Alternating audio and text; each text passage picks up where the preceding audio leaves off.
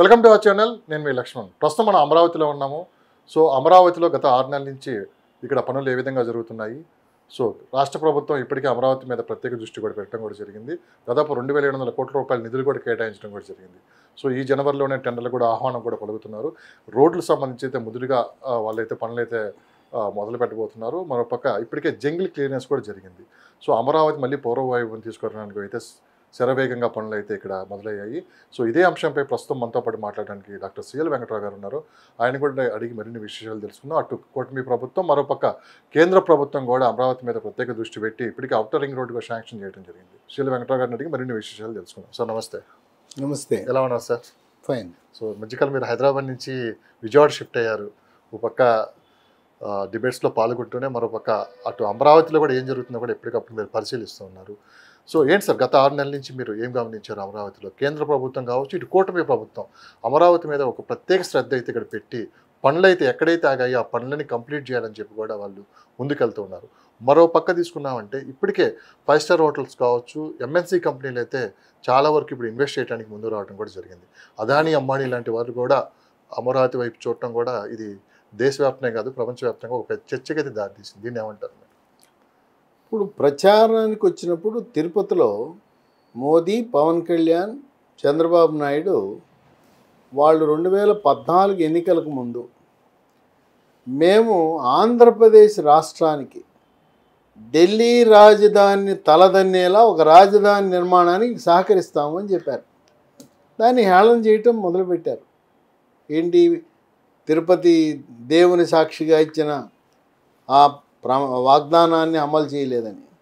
అది ఈనాడు ఆయన సాక్షాత్తు అసలు ప్రభుత్వం ఏర్పడగానే ఓ మొట్టమొదటి ప్రకటన 16,000 కోట్లు.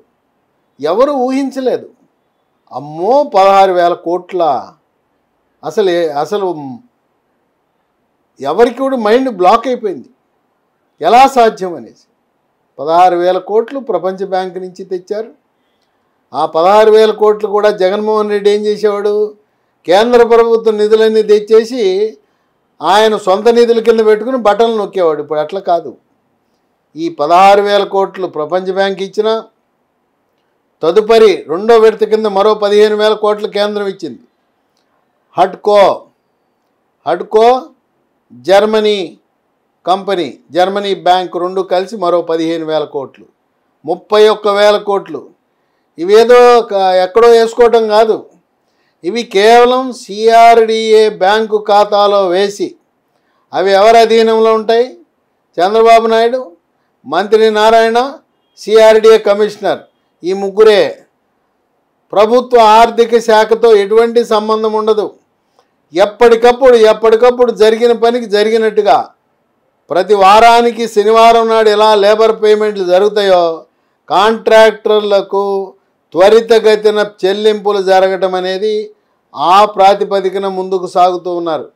మొత్తం 3 ఏళ్లలో 62,000 కోట్లకు ప్రణాళిక. ఇప్పటికే ఆంధ్రప్రదేశ్ రాష్ట్ర కేబినెట్ 45,000 కోట్ల పనులు చేయటానికి ఆమోదం తెలిపింది. 2027 దీపావళి నాటికి, నవంబర్ నాటికి మొత్తం ప్రాజెక్టు ఏదైతే ఉద్దేశించిన 62,000 కోట్ల పన్నులు పూర్తి కాబోతా ఉన్నాయి.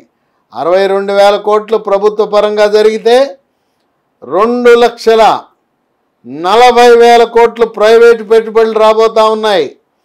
అమరావతి అభివృద్ధి అంటే కేవలం కేంద్రం రాష్ట్రం పెట్టడమే కాదు. ఓ పక్క రాష్ట్రము సీడ్ యాక్సిస్ రోడ్లు, తర్వాత అమరావతిలో ఎక్కడ చూసినా మనకు టవర్లు కనపడాయి. ఈ టవర్లు మన ఆ పశ్చిమ వెస్ట్ బైపాస్ కూడా ఎంతో ఆలస్యం అవడానికి కూడా అదే కారణమైంది. చక్కటి ప్రణాళిక రచించారు చంద్రబాబు నాయుడు. టవర్లన్నీ పోవాలి, టవర్లు ఉండకూడదు. ఒకటే చెప్పాడు విద్యుత్ శాఖ అధికారులకు, మొత్తం అండర్ గ్రౌండ్ కేబుల్స్ రావాలి, ఎక్కడ టవర్లు కనపడకూడదని టవర్లన్నీ తీసేసి అండర్ గ్రౌండ్ కేబుల్స్, మంచినీరు, మురుగునీరు, తర్వాత సైక్లింగ్ చేయడానికి కూడా ఆహ్లాదకరమైన వాతావరణం. ఆనాడు ఢిల్లీని తలదన్నే నంబర్ 1 రాజధాని భారతదేశంలో అన్నారు. ఇప్పుడు ఆశలు పెరిగినాయి, ఆకాంక్షలు పెరిగినాయి, లక్ష్యాలు పెరిగినాయి. చంద్రబాబు నాయుడు ఏకంగా ప్రపంచ దేశాలలో అగ్రము స్థానంలో ఉన్న మొదటి 5 రాజధానుల్లో మనం ఉండాలి. ఎందుకంటే అక్కడ పొలం, చదునైన భూమిలో మనం కోరిన విధంగా ప్రణాళిక రచించవచ్చు. అక్కడికే ఇప్పటికే బిల్డింగులు ఉంటే మనం చెప్పినట్టు జరగదు. కనుక ఒక ప్రణాళికాబద్ధంగా కొత్త నగరాన్ని నిర్మించి ప్రపంచ దేశాలే వచ్చి రాజధాని వాళ్ళ దేశానికి రాజధాని నిర్మించాలన్న అమరావతిని చూసే విధంగా ప్రణాళిక రచించడం జరిగింది. తర్వాత కాంట్రాక్టర్లకు బకాయిలు పెట్టాడు ఆ జగన్మోహన్ రెడ్డి. మన ఆర్థిక పరిస్థితి మెరుగుపడింది. ఏం భయపడాల్సిన అవసరం లేదు. 6 నెలల్లో చంద్రబాబు నాయుడే చెప్పాడు, మేము జూన్ నెలలో ఆంధ్రప్రదేశ్ రాష్ట్రం వెంటిలేటర్ మీద ఎక్కింది, అప్పుడు గాలి ఆడలేదు, చచ్చిపోతామా అన్నట్టుంది ఆంధ్రప్రదేశ్ రాష్ట్రం. ఆ వెంటిలేటర్ మీద ఉన్న అటువంటి రోగిష్టి ఆంధ్రప్రదేశ్ రాష్ట్రాన్ని పెద్ద మనస్సుతో అమిత్ షా, మోదీ, కేంద్ర ప్రభుత్వం ఆదుకుని ఈరోజు నిధులు ఇవ్వటం వల్ల ఇంకా రోగి బయటపడ్డాడు, వెంటిలేటర్ లేదు, ఆరోగ్యంగా డిశ్చార్జ్ అయ్యి ఇంటికి వెళ్ళిపోయినట్టుగా. జనవరి వచ్చేసరికి ఆర్థిక పరిస్థితి బాగా మెరుగుపడింది, పన్ను ఆదాయం పెరిగింది, పెట్టుబడులు పెరిగినాయి. ఎన్నడూ లేని విధంగా ఆంధ్రప్రదేశ్ రాష్ట్రంలో దేశంలో ఏ రాష్ట్రంలో లేని విధంగా ఇప్పటి వరకు 5 లక్షల కోట్ల పెట్టుబడులు పారిశ్రామికవేత్తలు, స్వదేశీ, విదేశీ, కేంద్ర ప్రభుత్వ సంస్థలు. కేంద్ర ప్రభుత్వ సంస్థలైతే అక్కడ గ్రీన్ హైడ్రోజన్ ప్లాంటు అబ్బా 1,85,000 కోట్లు. ఇక్కడ రామాయంపట్నం దగ్గర బీపీసీఎల్ ఇదొక 1,90,000 కోట్లు. ఈ విధంగా కేంద్ర ప్రభుత్వము, స్వదేశీ పెట్టుబడిదారులు, విదేశీ పెట్టుబడిదారులు రాజధానికి వస్తుంటే ఆనందానికి అవధులు లేవు. చాలామంది చంద్రబాబు నాయుడు అధికారంలోకి రాగానే పవన్ కళ్యాణ్, చంద్రబాబు, బీజేపీ వాళ్ళు ఆ పనికిమాలిన జగన్మోహన్ రెడ్డి మీదకి వెళ్ళి ఆయన్ని ఏదో జైల్లో పెట్టిద్దాం, కేసులు, పగ, ప్రతీకారం, కక్ష అనుకున్నారు. చంద్రబాబు నాయుడు చాలా స్పష్టంగా చెప్పాడు, వాళ్ళదేముంది కోన్ కిస్కాగాళ్ళు, రాష్ట్రాన్ని సర్వనాశనం చేసిన వ్యక్తుల గురించి మనం ఆలోచించవలసిన పని లేదు. నేను 5 ఏళ్లలో పరిశ్రమలు స్థాపించడం ద్వారా 20 లక్షల ఉద్యోగాలు యువతకు ఇవ్వబోతున్నాను, ఇచ్చి తీరుతానని కరాఖండిగా చెప్పాడు. ఈ 6 నెలల్లో వచ్చిన కంపెనీల ద్వారా 5 ఏళ్లలో 20 లక్షల ఉద్యోగాలు గ్యారంటీగా వస్తాయి. ఇంకా కొంతమందికి అనుమానం ఉంది, 2 అనుమానాలు వ్యక్తపరుస్తున్నారు. మళ్ళీ ఎవడైనా ప్రభుత్వం మారితే అమరావతి రాజధాని మారుతుందా? ఇన్ని లక్షల కోట్లు ఖర్చు పెట్టిన తర్వాత 62,000 కోట్లు ప్రభుత్వ పరంగా, 2,40,000 కోట్లు ప్రైవేటు పరంగా, 3 లక్షల కోట్లు పెట్టుబడి పెట్టినాక ఎవరైనా మానసిక రోగి, ఎవరైనా ముఖ్యమంత్రి లాంటి వాడు ఎవరైనా వస్తే ఈ రాజధాని ఉంటుందా లేదా అని కొంతమందికి, న్యాయ పరిజ్ఞానము లేని వారికి అనుమానం ఉన్నది. అంటే అప్పుడు ఆ ప్రభుత్వం ఉన్నప్పుడు 14-19 మధ్యలో చిన్న లోపం దొర్లింది. ఆంధ్రప్రదేశ్ విభజన చట్టంలో తెలంగాణ రాజధాని హైదరాబాద్ అని రాశారు. ఇంక దాన్ని ఎవడు మార్చలేడు కదా. అట్లాగే ఆంధ్రప్రదేశ్ రాష్ట్రానికి రాజధాని ప్రజాస్వామ్యబద్ధముగా 2014లో ఎన్నికైన ప్రభుత్వం ఎంపిక చేసుకుంటుంది అని అక్కడ చట్టంలో రాశారు. మోడీ గారు వచ్చి శంకుస్థాపన చేశాడు. మరి రాష్ట్ర ప్రభుత్వం గెజిట్ నోటిఫికేషన్ ఇచ్చింది కదా, మళ్ళీ మనమే కదా గెలిచేది, ఇంకెవడు రాబోతున్నాడు అని చెప్పి మితిమీరిన ఆత్మవిశ్వాసముతో ఒక చిన్న పని చేయటములో అలక్ష్యము, అశ్రద్ధ జరిగింది. ఏంటది?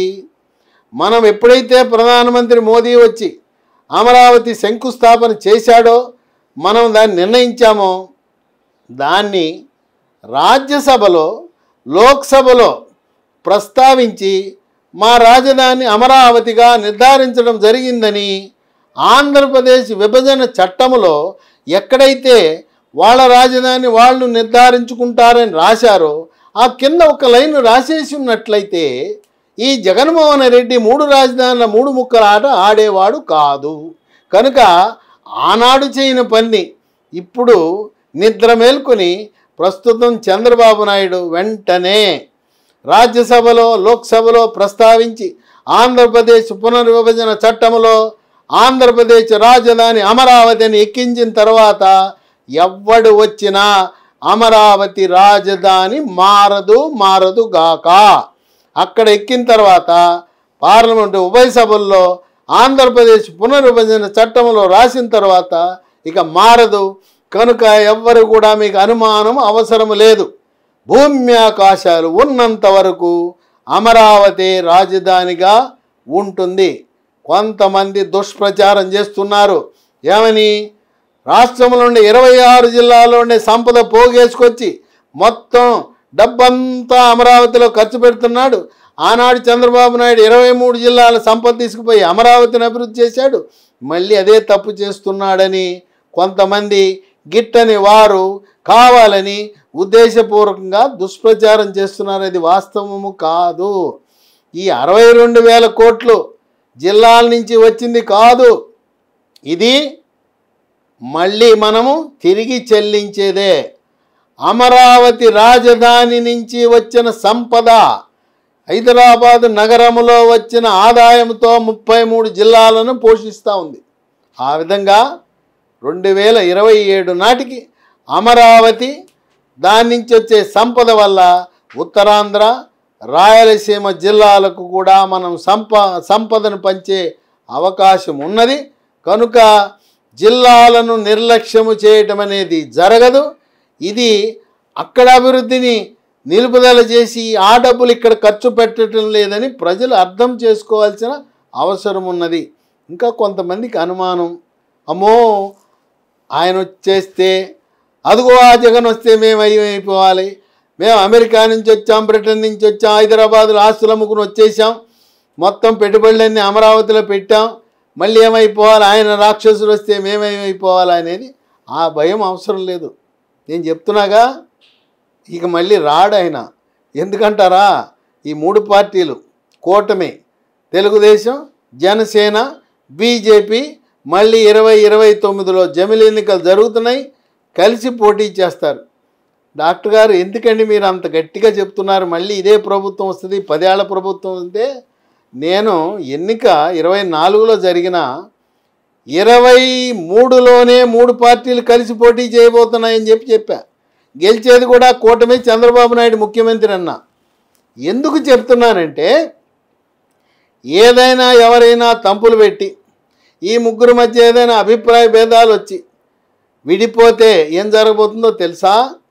తెలుగుదేశం పార్టీకి మొన్న 23 వచ్చినాయి, 19లో 30 వస్తాయి. ఆయన మన పవన్ కళ్యాణ్ పవర్ స్టారే, పూర్తి పవర్ఫుల్లే, కానీ ఆయన 0 కొట్టేశాడు కదా. ఎవరో ఒక ఆయన గెలిచాడు, ఆయన వెళ్ళిపోయాడు. అప్పుడు ఒకటి గెలిచాడు, ఆయన ఒంటరిగా పోటీ చేసినా, పోనీ బీజేపీతో కలిసి పోటీ చేసినా 5-10 సంఖ్య దాటదు, ఎవరో తనుకుపోతారు. కనుక ఈ 3 పార్టీల్లో ఏ ఒక్కరు బయటికి వెళ్ళినా ఇవాళ పవర్ స్టార్ చాలా పవర్ఫుల్, జనంలో మంచి పేరు ఉంది, జనాకర్షణ ఉంది. 500 అవసరం లేదు, 1000 అవసరం లేదు, బిర్యానీ పొట్లాలు అవసరం లేదు, మందు ప్యాకెట్లు అవసరం లేదు. అదిగో వచ్చే పవర్ స్టార్ పవన్ కళ్యాణ్ వస్తున్నాడంటే వేలాది మంది తరలి వస్తారు. డబ్బు ఖర్చు పెట్టకుండా జనం వచ్చేది ఎవరికంటే ఈరోజు దక్షిణ భారతదేశంలో ఏకైక వ్యక్తి పవర్ స్టార్ పవన్ కళ్యాణ్. కనుక విడిపోతే ఏంటో తెలుసు, ముందే తెలుసు. సినిమా తెలుగుదేశం పార్టీ గెలవదు, జనసేన అడ్రస్ ఉండదు, ఇక బీజేపీ అంటారా? ఎందుకు బీజేపీ కావాలంటే ఎన్నిక సక్రమంగా సజావుగా మన ఓటు మనం వెళ్ళి బూత్లో వేసుకోవాలంటే బీజేపీ ఉండాలి. మీ అందరికీ తెలుసు కదా, మొన్న గనక బీజేపీ రంగంలో దిగి ఆ పోలీస్ అధికారులను ఐఏఎస్ అధికారులను బదిలీ చేయకపోతే ఏం జరిగేది తెలుసా? పంచాయతీలు, ఎంపీటీసీలు, మున్సిపల్ కౌన్సిలర్లు, కార్పొరేటర్లు వాళ్ళు ఏ విధంగా దౌర్జన్యం చేసి నామినేషన్ పత్రాలు చించి హింస సృష్టించి విధ్వంసం సృష్టించి అక్రమంగా స్థానిక సంస్థల్లో గెలిచాడో జగన్మోహన్ రెడ్డి అదే ఆలోచన చేశాడు. ఈ బీజేపీ వాళ్ళు కలవరు, ఈయన మీద కోపంతో ఉన్నారు. ఆ కోపాన్ని చల్లార్చింది ఎవరంటే పవర్ స్టార్ పవన్ కళ్యాణ్. ఆయన కొంచెం డోసు ఇచ్చారు వాళ్ళు. ఎందుకయ్యా ఆయన మమ్మల్ని వ్యతిరేకించారన్నా కూడా పవర్ స్టార్ పవన్ కళ్యాణ్ ఆయన త్యాగం అంటే ఆయనే. ఆయనకున్న 3 ఎంపీ సీట్లుంటే ఒక ఎంపీ సీట్లు త్యాగం చేశాడు. ఎమ్మెల్యే సీట్లు అయితే 3 ఎమ్మెల్యే సీట్లు బీజేపీకి ఇచ్చాడు. ఏకంగా గొంతెమ్మ కోరికలు వాళ్ళకి 10 బీజేపీకి 10 ఎమ్మెల్యే సీట్లా, 6 ఎంపీ సీట్లా, అంత సీన్ ఉందా? ఎవరైనా రాజకీయ పరిజ్ఞానం ఉంటే 10 ఎమ్మెల్యే సీట్లు 6 లోక్సభ సీట్లు సినిమా లేదు. అడిగారు పవర్ స్టార్ పవన్ కళ్యాణ్, వీళ్ళిద్దరిని కలపాలి, పెళ్లి చేయాలి, ఏదో రకంగా చేయాలని చెప్పి ఇక మీరు వద్దు నేను వద్దు, నాకు ఇచ్చిన 3 అసెంబ్లీలు 1 లోక్సభ బీజేపీకి ఇస్తానని త్యాగం చేశాడు. ఇంకో రికార్డు కూడా సృష్టించాడు పవర్ స్టార్ పవన్ కళ్యాణ్. దేశంలో ఎన్నడూ ఎక్కడా లేని విధంగా పోటీ చేసిన 21 మంది ఎమ్మెల్యేలు అందరూ విజయం సాధించారు. 2 ఎంపీలు ఇద్దరు విజయం సాధించారు. కనుక ఈ ముగ్గురు కలిసి ఉంటారు. సో పెట్టుబడిదారులు ఎవరున్నా మీరు ధైర్యంగా పెట్టుబడి పెట్టండి. అమరావతి మారదు.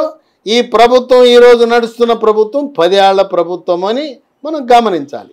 సో మీరు అన్నారు సార్, రాజకీయంగా అటు బీజేపీ, జనసేన, తెలుగుదేశం పార్టీ చాలా స్ట్రాంగ్గా ఉన్నాయి. ఇక ముందు అమరావతిని ఎవరైనా టచ్ చేయాలని కూడా అలాంటి ప్రయత్నాలు కూడా చేయరు. ఇక్కడ అమరావతి శాశ్వత అమరావతిగా రాజధానిగా ఉండబోతుంది అన్నారు. సో చాలామంది ఇప్పుడు ఇన్వెస్టర్స్ ముందుకు వస్తున్నారు. ఇటు ఎన్ఆర్ఐలు కావచ్చు, చాలామంది అంటే అమరావతిలో మాకు సొంత ఇల్లు ఉండాలి అంటే ఎక్కడ కొనుక్కోవచ్చు, రియల్ ఎస్టేట్ పరంగా ఎంతవరకు ఇన్వెస్ట్ చేయొచ్చు, అమరావతిలో కోర్ క్యాపిటల్ ఏరియాలో కాకుండా అమరావతికి అవుటర్ రింగ్ రోడ్ కూడా శాంక్షన్ చేయడం జరిగింది. సో ఇప్పుడు ఇక ఇన్వెస్ట్ చేస్తే ఫ్యూచర్ ఎలా ఉంటుంది? సో అమరావతిని ఒక ఏఏ టెక్నాలజీ సిటీగా డెవలప్ చేస్తామని ముఖ్యమంత్రి గారు చెప్పడం కూడా దీనికి ఇంకా ఎక్కువ ఊతం ఇస్తుందని కూడా మనం చెప్పుకోవచ్చు. దీన్ని ఎలా చూడవచ్చు అంటే, ఇప్పుడు మనం అందరం కోర్ క్యాపిటల్లో కొనుక్కోవాలంటే అక్కడ రేట్లు పెరిగిపోయినాయి. ఎన్నికల ముందు కొంతమంది రియల్ ఎస్టేట్ వాళ్ళు ఇక్కడ ఏదైనా మనం వ్యవహారం చూద్దామని చెప్పి వాళ్ళు నియోజకవర్గాలు తిరిగి సర్వేలు చేసుకున్నారు. చంద్రబాబు నాయుడు కూటమి గెలుస్తుందని తెలిసిపోయింది. అప్పుడు ఏం చేశారు, ఆ రాజధానికి వెళ్ళి కోర్ క్యాపిటల్లో అప్పుడు కొంటే గజం 10,000కి వచ్చింది. వాళ్ళు కొనేశారు, కలిసి వచ్చింది. వాళ్ళ 10,000ది 50,000 60,000 అయిపోయింది. ప్రతి ఒక్కరూ కోర్ క్యాపిటల్లో కొనుక్కోవడం అనేది మధ్యతరగతి వాడికి సాధ్యపడదు. మీకు డబ్బులు ఉన్నాయి, మీరు విదేశాల నుంచి వచ్చారు, కొనుక్కోండి, కోర్ క్యాపిటల్ మంచిదే. కానీ 50,000-60,000 ఉన్నది 1,00,000 అవుతుంది. 3 ఏళ్లలో 1,00,000 అయిపోవడం గ్యారంటీ, డబుల్ అవుద్ది. అదే మీరు 5-10,000 రూపాయలు గజం ఉండే చోట కొనుక్కున్నారనుకోండి, అది మీకు 1,00,000 అవుతుంది. అది 10 ఏళ్లలో 1,00,000 అవుతుంది. కనుక పెట్టుబడి కోర్ ఏరియాలోనే కాకుండా దాదాపు ఒక 10 మున్సిపాలిటీలు గ్రేటర్ అమరావతిలో కలవబోతున్నాయి. ఇది 1 కోటి మంది జనాభాతో గ్రేటర్ అమరావతి కాబోతోంది. ఇప్పటికే రాజధానిలో అంతర్భాగంగా విజయవాడకు అంతర్భాగంగా ఉన్న మున్సిపాలిటీ ఉంది. తాడిగడప, పోరంకి, కానూరు అన్నీ కలిపి తాడిగడప మున్సిపాలిటీ ఉంది. ఇది విజయవాడలో భాగమే. అది కలిపేస్తారు. తాడేపల్లి కలిసిపోతుంది, మంగళగిరి కలిసిపోతుంది. వీటితో పాటు దగ్గరలో ఉన్న ఉయ్యూరు, అక్కడేమో కొండపల్లి ఉంది కదా, కొండపల్లి కూడా ఇబ్రహీంపట్నం బెజవాడే కదా, అది విజయవాడే కదా. ఈ రకంగా 10 మున్సిపాలిటీలు కలిసిపోతాయి. ఈ 10 మున్సిపాలిటీలు ఏవైతే కలిసిపోతున్నాయో దాంట్లో కొనుక్కోండి. దాంట్లో కొనుక్కుంటే బాగా కలిసి వస్తుంది పెట్టుబడి. అంతేకాకుండా ఇప్పుడు వెస్ట్ బైపాస్ పూర్తయిపోతుంది 3 నెలల్లో. వెస్ట్ బైపాస్ రేట్లు ఆకాశానికి వెళ్ళిపోయినాయి. ఎందుకంటే ఇక అది దాన్ని పట్టలేం. ఇప్పుడు ఏం జరగబోతుందంటే, విజయవాడ నగరం నుంచి గుంటూరు వెళ్ళాలంటే ఇప్పుడు కనకదుర్గ వారధి నుంచి వెళ్తున్నాం. ఆ కనకదుర్గ వారధి మీద ఆ ప్రణాళిక లోపం వల్ల వాళ్ళు 6 లైన్లో 8 లైన్లు వేసి ఉండాల్సింది ఇరికి అవటం వల్ల గంట సేపు ట్రాఫిక్ జామ్ అవుతుంది. అందువల్ల ఏమైందంటే, ఈ బ్యారేజ్కి అవతల ఉండి మణిపాల్ హాస్పిటల్కి ఎదురుగుండా అంటే తాడేపల్లి పరిధిలో హైవేకి ఎడం పక్క కుడి పక్క అక్కడ ఆస్తులు ఉన్నాయి, మరి అపార్ట్మెంట్లు ఉన్నాయి, స్థలాలు ఉన్నాయి. అక్కడ చాలా తక్కువ రేటుకు ఇప్పుడు లభిస్తాయి. అక్కడ కొనుక్కోండి. ఎందుకంటే విజయవాడలో మనం కొనే పరిస్థితి లేదు. ఎందుకు అక్కడ కొనమంటున్నానంటే, అక్కడికి వెళ్తే ఇప్పుడు ఈ ట్రాఫిక్ జామ్ ఉంటుంది, మరి అక్కడ తక్కువ దొరుకుతుంది కొనమన్నారు. మరి మమ్మల్ని ఎందుకండి ఆ ట్రాఫిక్ జామ్ అవస్థలు అక్కడ కొనిపిస్తున్నారంటే ఇంకో పని జరగబోతూ ఉంది. ఎప్పుడైతే విజయవాడ వెస్ట్ చిన్న అవుటుపల్లి నుంచి కాజ వరకు అట్ట వెళ్ళిపోతుందో, ఇక ఈ రోడ్డు మీద ప్రయాణించేవాడు ఎవడు ఉండడో, ట్రాఫిక్ జామ్ ఉండదు, ఇక మీకు రైజ్ అయిపోద్ది, రేట్లు పెరిగిపోతాయి. అద్దెలు కూడా మణిపాల్ హాస్పిటల్ ఎదురుకుండా అనేక అపార్ట్మెంట్లు ఉన్నాయి. అక్కడ 7,000కి 10,000కి ఇప్పుడు ఎవరైనా అద్దెకి తీసుకోవాలంటే 10,000కి 15,000 కూడా దొరికే పరిస్థితి ఉంది. కనుక ఈ కనకదుర్గమ్మ వారధి నుంచి కాజా వరకు ఆ రోడ్డు భవిష్యత్తులోకి జాతీయ రహదారి కాదది. ఇంకా వాళ్ళు వదిలేస్తారు, జాతీయ రహదారుల సంస్థ మాకు వద్దంటారు. దాన్ని గ్రేటర్ అమరావతి మున్సిపల్ కార్పొరేషన్ వాళ్ళకి ఇచ్చేస్తారు. అంటే కనకదుర్గమ్మ వారం నుంచి మొదలుపెట్టి కాజా టోల్ గేట్ వరకు ఎడం పక్క కుడి పక్క ఇప్పుడు కొనుక్కుంటే తక్కువ రేట్లకు వస్తాయి. తర్వాత ఇప్పుడు అద్దెలు తక్కువ ఉన్నా భవిష్యత్తులో అద్దెలు బాగా పెరుగుతాయి. కనుక కేవలం కోర్ క్యాపిటల్లోనే కొలాననేవి కోరికలు పెట్టుకోవద్దు. 50 కిలోమీటర్ల పరిధిలో ఎక్కడ కొన్నా కూడా, ఎందుకు పరిటాలు ఉంది కదా, హైదరాబాద్ రహదారిలో ఇబ్రహీంపట్నం కొనండి. ఇబ్రహీంపట్నం అవతల కేతనకొండ అని ఉంది. పరిటాలకి ఏంటంటే కేంద్ర ప్రభుత్వం 100 ఎకరాలలో లాజిస్టిక్ హబ్ పెట్టబోతున్నారు. పరిటాల్లో పెద్ద హనుమంతుడి విగ్రహం ఉంది.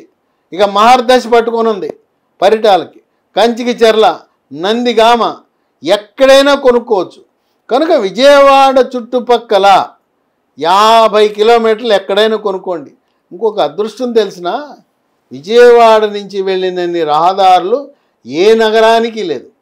విజయవాడ నుంచి కలకత్తాకు ఉందా, విజయవాడ నుంచి చెన్నైకి ఉందా, విజయవాడ నుంచి హైదరాబాద్కు ఉందా, విజయవాడ నుంచి ఛత్తీస్గఢ్ జగదల్పూర్కు ఉందా? ఎక్కడి నుంచి?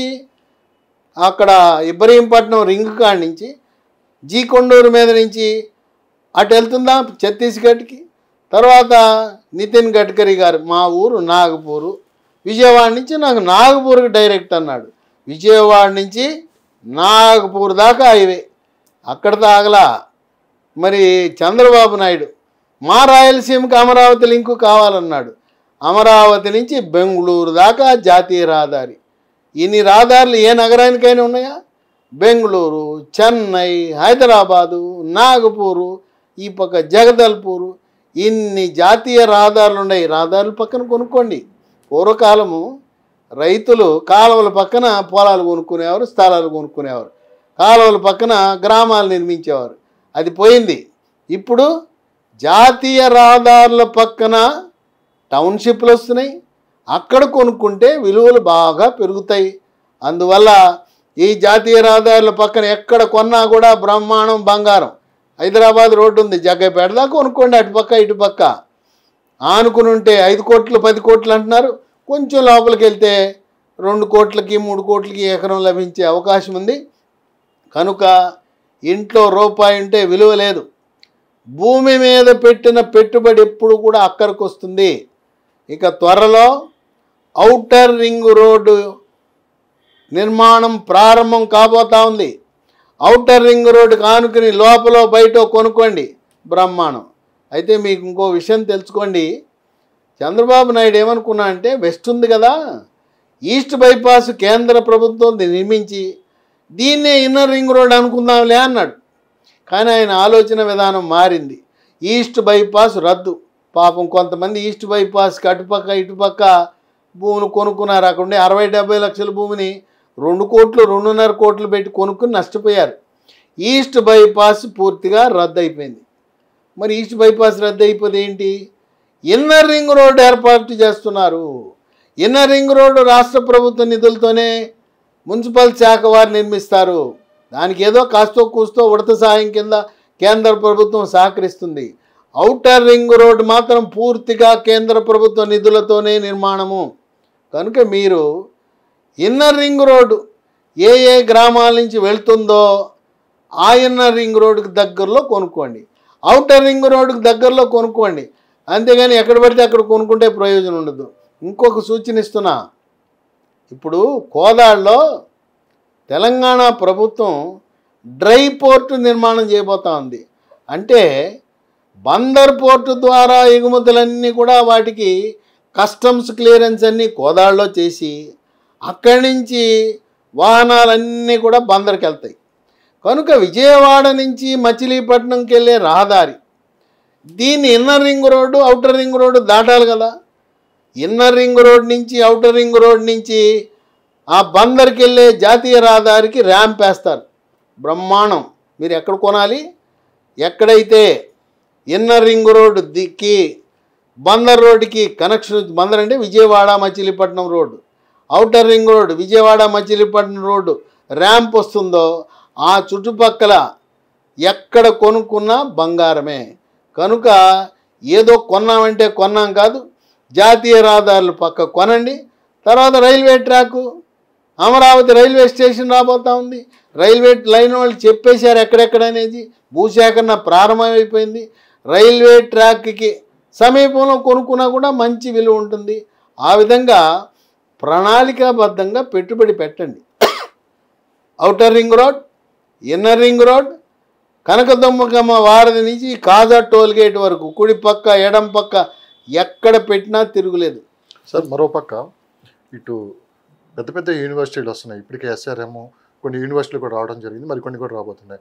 ఈ 5 స్టార్ హోటల్కి సంబంధించి ఇప్పటికే పెద్ద పెద్ద కంపెనీస్ వచ్చినాయి, కానీ అందులో కూడా చంద్రబాబు నాయుడు గారు కొన్ని ఫిల్టర్ చేస్తున్నారు, అన్నిటికీ పర్మిషన్ ఇవ్వట్లేదని చెప్పి కూడా విన్నాం. ఇంత పెద్ద ఎత్తున పెట్టుబడులు తరగడానికి కారణం ఏంటంటారు?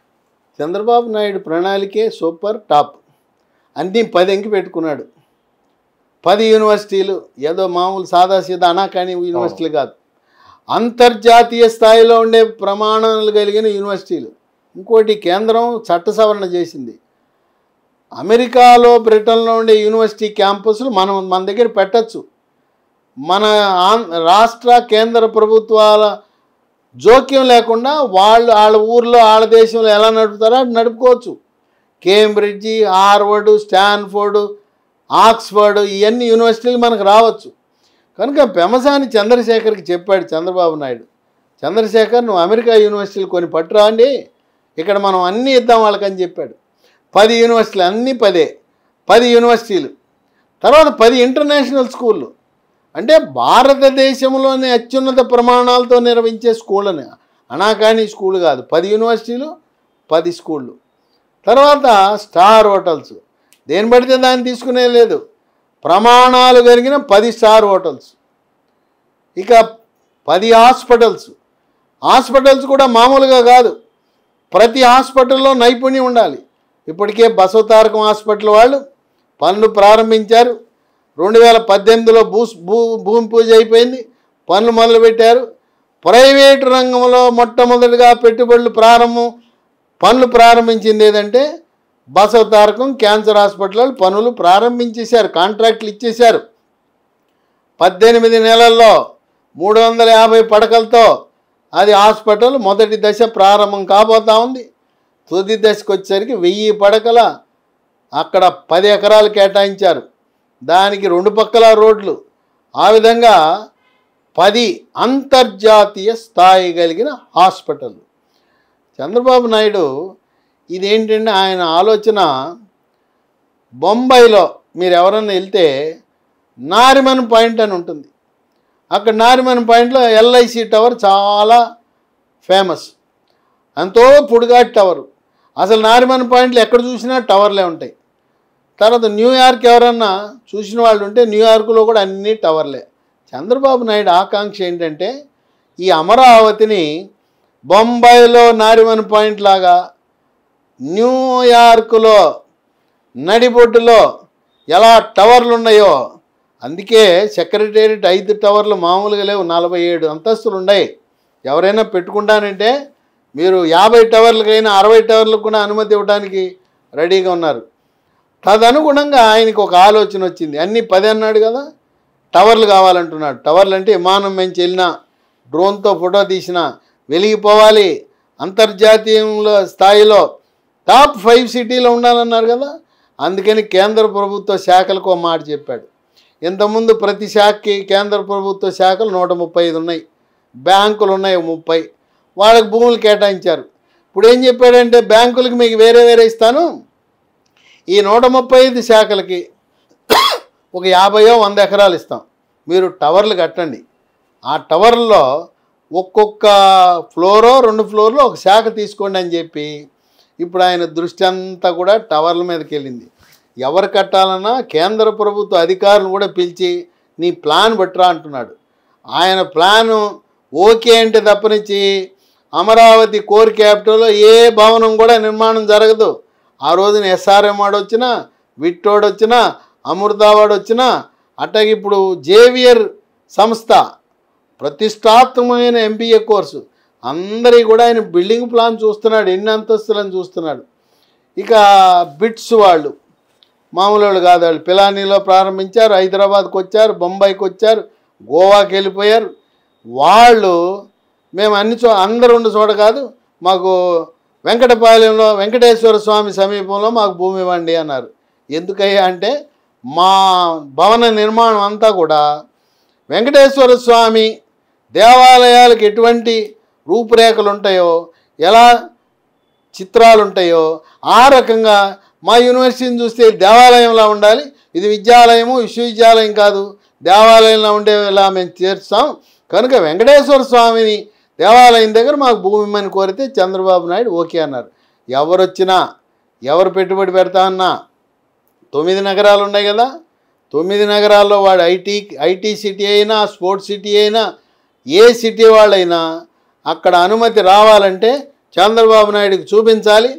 ఆయన అడ్డంగా కడితే ఒప్పుకొని అంటున్నాడు, నిలువుగా కట్టండి అంటున్నాడు. నిలువుగా కట్టండి, మోడర్న్ ఆర్కిటెక్చర్తో కట్టండి అంటున్నాడు. మళ్ళీ నార్మన్ ఫాస్టర్ మళ్ళీ రంగంలో దిగాడు. ఈ జగన్కేమో నచ్చలా, ఆయనకి ఎంత అనాకాని వాళ్ళు ఆర్కిటెక్ట్లు నచ్చుతారు. ఈ నార్మన్ ఫాస్టర్ గురించి ఏం తెలుసు జగన్కి? ఆయనకి ఏమైనా పరిపాలన అనుభవం ఉందా? నార్మన్ ఫాస్టర్ అనే ఆర్కిటెక్ట్లు వాళ్ళు ప్రపంచ స్థాయి ఖ్యాతి చెందిన వాళ్ళు, వాళ్ళ గురించి తెలవక వాళ్ళని తోలేశాడు జగన్మోహన్ రెడ్డి. జగన్మోహన్ రెడ్డి దీన్ని ఒక శ్మశానం కింద చేయాలని కోరాడు. ఆయన ఆశలు అడియాశలైన ఇవాళ అంతర్జాతీయ నగరం టాప్ 5 సిటీలో ఒక సిటీగా కాబోతా ఉంది. కనుక ప్రవాసాంధ్రులు కానీ ప్రవాస భారతీయులు కానీ ఇవాళ తెలంగాణలో అక్కడ రియల్ ఎస్టేట్ డమాల్ కుప్పకూలిపోయింది. ఇక వచ్చేయండి, మీరే కదా వెళ్ళింది, ఆంధ్ర ప్రాంతం నుంచే కదా తెలంగాణకి వెళ్ళారు, హైదరాబాద్కి వెళ్ళారు. ఎందుకు అక్కడ వచ్చేసి చక్కగా మీ ఊర్లోనే మీరు పెట్టుబడులు పెట్టుకోండి. అమరావతి కాదు, ఆంధ్రప్రదేశ్ రాష్ట్రంలో ఏ గ్రామం ఏ టౌన్కి వెళ్ళినా ఎకరాలలో పోయింది, గజాలకు వచ్చింది, గజాలలో పోయింది, అడుగులు భవిష్యత్తులో ఏదో అంగుళాల్లో కొలిచే పరిస్థితి ఉంది. ఇక్కడ అసలు 26 జిల్లాల్లో ఏ మూల కూడా రేట్లు పెరగని ఊరు లేదు, టౌన్ లేదు. కనుక పెట్టుబడులు ఇక్కడ పెట్టుకుంటే భూమి మీద పెట్టున్న పెట్టుబడి 2027 నవంబర్ నాటికి చూడండి, అది 3 నుంచి 10 రెట్లు పెరుగుతుంది. అట్లాగే జగన్మోహన్ రెడ్డి పాలనలో కాంట్రాక్టర్లు మొత్తం వదిలేసిపోయారు. వాళ్ళలో విశ్వాసం పాదుకొల్పడానికి ఈ రోజున 7,000 కోట్ల రూపాయల బకాయిలను కాంట్రాక్టర్లకు చెల్లించి 15% మొబిలైజేషన్ అడ్వాన్సులు ఇచ్చి ఇప్పటికే రాజధానికి 5 లక్షల మంది శ్రామికులు. మన రాష్ట్రం తెలంగాణ సరిపోదు, ఇంతకుముందు మహబూబ్ నగర్ శ్రీకాకుళం అనుకునేవారు, ఇప్పుడు ఎక్కడి నుంచి వచ్చారు? జార్ఖండ్, బీహార్, ఉత్తరప్రదేశ్, పశ్చిమ బెంగాల్, ఒరిస్సా 5 రాష్ట్రాల నుంచి దిగిపోయారు. 5 లక్షల మంది ఎవరు? భవన నిర్మాణ కార్మికులు, ఎలక్ట్రీషియన్లు, ప్లంబర్లు అందరూ దిగిపోయారు. టెండర్లు ఫిబ్రవరి 15కి మొత్తం కంప్లీట్ అయిపోతాయి. ఇక రాత్రి అనక పగలనక పనులు జరుగుతుంటాయి. వర్షాకాలంలో కూడా బయట పనులు జరగవు కానీ లోపల పనులకి ఏం అంతరాయం ఉండదు. ఎట్టి పరిస్థితుల్లో కూడా 2027 నవంబరు దీపావళి నాటికి అమరావతి నగరం వెలుగులు వెదజల్లాలనే దృఢ సంకల్పంతో ఆయన చంద్రబాబు నాయుడు పూర్తి బాధ్యతలను మంత్రి నారాయణకి ఇచ్చారు. మంత్రి నారాయణ ఆయన నిద్రాహారాలు మాని పూర్తిగా అమరావతి రాజధానే కాకుండా రాష్ట్రంలోని అన్ని మున్సిపాలిటీలు నగరాలు అభివృద్ధి చెందే విధంగా ఆయన అహర్నిశలు కృషి చేయటం చాలా సంతోషం. అంతేకాదు ఈ భవన నిర్మాణం చేసేటప్పుడు ఈ టౌన్ ప్లానింగ్ వాళ్ళు ఉండారు, శనీశ్వరం శని, వాళ్ళు లంచం లేకుండా ఎవరికి అనుమతులు ఇచ్చేవారు కాదు, ఎవరు కూడా. దానికి ఒక విరుగుడు వేసేసారు, పాము కాటికి విరుగుడు వేసినట్టు. ఈ టౌన్ ప్లానింగ్ వాళ్ళని పడుకోబెట్టడానికి ఆంధ్రప్రదేశ్ రాష్ట్రంలో 5 అంతస్తుల వరకు 15 మీటర్ల వరకు ఎవరైనా భవన నిర్మాణం చేయాలంటే మున్సిపాలిటీల చుట్టూ తిరగవద్దు, టౌన్ ప్లానింగ్ వాళ్ళని పలకరించొద్దు. మీరు లైసెన్స్డ్ సర్వేయర్ ద్వారా కంప్యూటర్లో పెడితే 21 రోజుల్లో మీకు అనుమతి వచ్చినట్టుగానే భావించండి. కనుక అవినీతిని పూర్తిగా నిర్మూలించడం ద్వారా ఈ మొదటి స్టెప్ టౌన్ ప్లానింగ్ ఎందుకు పెట్టారా అని ప్రజలు బాధపడుతున్న తరుణంలో ముఖ్యమంత్రి చంద్రబాబు, మంత్రి నారాయణ చక్కటి నిర్ణయం తీసుకుని ప్రజారంజకంగా భవన నిర్మాణాలు సాఫీగా జరగడానికి ఉచితముగా ఇసుక సరఫరా కూడా చక్కగా ఉపయోగపడే కార్యక్రమంగా ప్రజలు భావిస్తున్నారు. కనుక ఇటువంటి సందేహం లేకుండా ఆంధ్రప్రదేశ్ రాష్ట్రంలో కోర్ క్యాపిటల్ అమరావతి కాదు, చుట్టుపక్కల 50 కిలోమీటర్లు రింగ్ రోడ్ల చుట్టూ కాకుండా ఎక్కడైనా పెట్టుకోండి. భవిష్యత్తులో గుంటూరు, విజయవాడ, అమరావతి, గన్నవరం ఈ ప్రాంతం అంతా ఒక పెద్ద నగరంగా విస్తరించే అవకాశం ఉంది. ఇప్పుడు హైదరాబాద్ చరిత్ర చూస్తే చిన్న నగరం. చంద్రబాబు నాయుడు ఎగ్దమ్ 10 మున్సిపాలిటీలు కలిపేశాడు. 10 మున్సిపాలిటీలు కలిపిన తర్వాత గ్రేటర్ హైదరాబాద్ అయింది.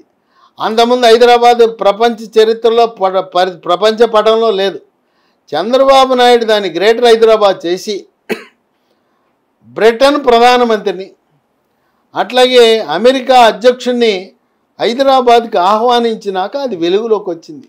అదే ధోరణితో గుంటూరు, మంగళగిరి, తాడేపల్లి, విజయవాడ, గన్నవరం, ఉయ్యూరు ఇగో ఈ చుట్టుపక్కల ఉన్న 10 మున్సిపాలిటీలు కలిసి ఏ విధంగా గ్రేటర్ హైదరాబాద్ అవతరించిందో గ్రేటర్ అమరావతి నగరం ఆవిర్భవించబోతా ఉంది.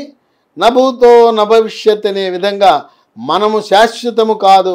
ఈ రోజున ప్రభుత్వం నిర్మించబోయే 5 టవర్లు, శాసనసభ భవనం, అట్లాగే అక్కడుండే హైకోర్టు భవనం ఇవి ప్రపంచ రికార్డు కాబోతున్నాయి. పర్యాటకులకు నిలయం కాబోతా ఉంది అమరావతి. ఇంకా ఇప్పటికే ఆదివారం నాడు వెళ్ళి చూస్తున్నారు. గతం అడవిలా ఉండేది, రోడ్లన్నీ కనపడుతున్నాయి, పొదలన్నీ పోయినాయి. ఆ నేలపాడు దగ్గర ఎవరైనా వెళ్ళి నిలబడండి, ఓ పక్క చూస్తే హైకోర్టు కనపడుతుంది, అంతకుముందు కనపడేది కాదు. ఇంకో పక్క విట్టు కనపడుతుంది. అక్కడ పాపం అనేక మంది ప్రవాస భారతీయులు, ఎన్ఆర్ఐలు అక్కడ ఒక నెస్ట్ అని ఒక భవనానికి పెట్టుబడి పెడితే అది ముందుకెళ్ళలేదు. ఇలా భవనాలన్నీ కూడా మొత్తం కనపడుతున్నాయి. అక్కడనే కంచెలు కొట్టేశారు, తుప్పలు కొట్టేశారు. మొత్తం అమరావతిలో ఎవరైనా కాలు పెడితే మీకు కనపడే భవనాలే, పిచ్చి మొక్కలు ఎక్కడా కనపడలేదు. ఇక ఫిబ్రవరి 15 తర్వాత మీరు వెళ్ళి చూశారంటే అసలు మామూలుగా ఉండదు. ఎలా ఉంటుందంటే ఒక యుద్ధ ప్రాతిపదికన పగలు రాత్రి కూడా నిర్మాణం జరుగుతుంది. పగలు పనిచేసిన వాళ్ళు రాత్రి చేయరు. పగలు షిఫ్ట్ వేరు, రాత్రి షిఫ్ట్ వేరు. వెలుగుల జిలుగులో నిర్మాణ పనులు ప్రారంభం కాబోతున్నాయి.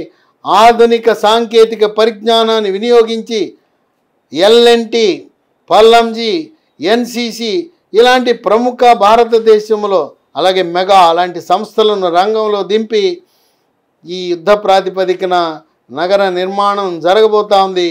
కనుక మళ్ళీ 27 నవంబర్లో దీపావళికి వచ్చారంటే మనం కొనే పరిస్థితి ఉంది. కనుక ఇప్పుడే కొని పెట్టుకోండి. అంటే ఇప్పుడు ఇన్వెస్ట్ చేసే వాళ్ళకి రైట్ టైం అంటారా? ఇప్పుడే పెట్టండి. అన్నీ వచ్చినాక చూద్దాంలే అంటే బిల్డింగులు 47 అంతస్తుల భవనం తయారైనాక మనం కొనేది లేదు, మన వల్ల కాదు. ఇప్పుడు 50 కిలోమీటర్లకు వెళ్ళమంటున్నాను, అప్పుడైతే 100 కిలోమీటర్లకు వెళ్ళాల్సి వస్తుంది. కనుక ఈ రోజున భూమి మీద పెట్టిన పెట్టుబడి వృధా కాదు. కానీ రింగు రోడ్లకు అనుసంధానంగా, జాతీయ రహదారులకు అనుసంధానంగా మీరు పెట్టుబడి చాలా ప్రయోజనకరంగా ఉంటుంది. ఎవరైనా కోరిక ఏంటంటే అమెరికాలో ఉండేవాళ్ళు కూడా మా ఊరు కృష్ణా జిల్లా, మా ఊరు గుంటూరు జిల్లా, మా ఊరిలో ఒక సొంత ఇల్లు అనేది ఉండాలి, మా వృద్ధాప్యంలో మేము వెనక్కి వెళ్ళిపోతే అమరావతిలో నివసించాలనుకుంటారు. ఈ మున్సిపల్ శాఖలో, టౌన్ ప్లానింగ్ శాఖలో తెచ్చిన విప్లవాత్మకమైన మార్పే భవన నిర్మాణ రంగాన్ని, రియల్ ఎస్టేట్ రంగాన్ని ప్రోత్సహిస్తూ ఉంది. సో చంద్రబాబు నాయుడు గారు రీసెంట్గా గుంటూరులో ప్రాపర్టీ ఇష్యూ జరిగితే ఆయన స్వయాన హాజరయ్యి అంటే రియల్ ఎస్టేట్ చేసే వ్యాపారస్తులకు కూడా ఏంటంటే ఒక భరోసా ఇచ్చారు. మీరు నిర్భయంగా ముందుకెళ్ళండి, ఇక పనులైతే మొదలు పెట్టండి కూడా చెప్పడం జరిగింది. స్వయాన ముఖ్యమంత్రి గారే ఒక హామీ ఇవ్వటం కూడా జరగటం, దీన్ని ఎలా చూడొచ్చు? ఇప్పుడు రియల్ ఎస్టేట్ రంగ సంస్థలు ఉన్నాయి. క్రీడా అనే సంస్థ ఉంది, ఇంకోటి నరేడా అని ఉంది. వాళ్ళందరినీ పిలిచి మీ సమస్యలు ఏంటో చెప్పండి, ఇక్కడే పరిష్కరిస్తాం. అధికారులు కాదు నిర్ణయం తీసుకునేది, చంద్రబాబు నాయుడు, నారాయణ.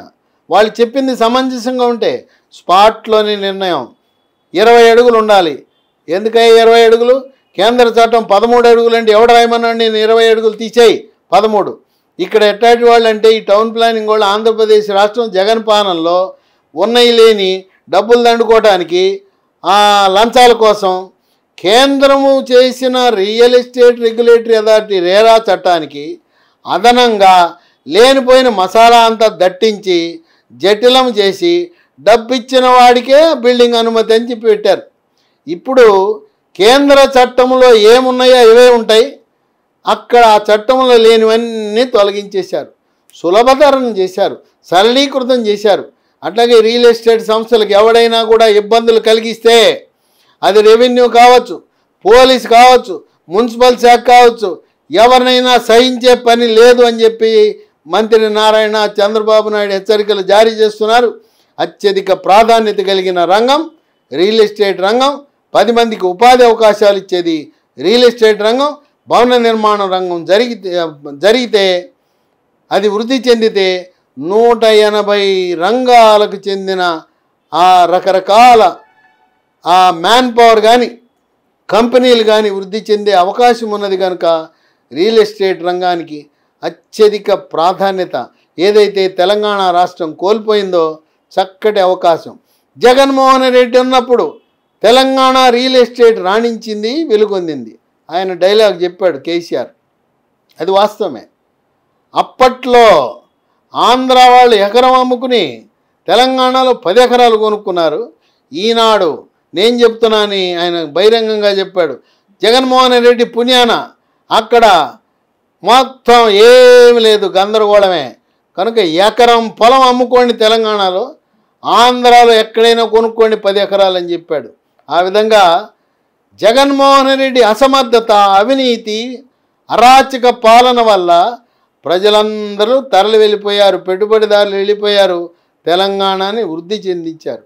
తెలంగాణలో పుట్టిన తెలంగాణ బిడ్డలు కూడా అమరావతిలో ఎంతో అంత స్థలం తీసుకుని ఇల్లు కట్టుకుందామంటున్నారంటే ఈ అమరావతి చంద్రబాబు నాయుడు 10 ఏళ్ళు ఉంటాడు, ఏం అనుమానం పెట్టుకోవద్దు, పుకార్లు నమ్మద్దు.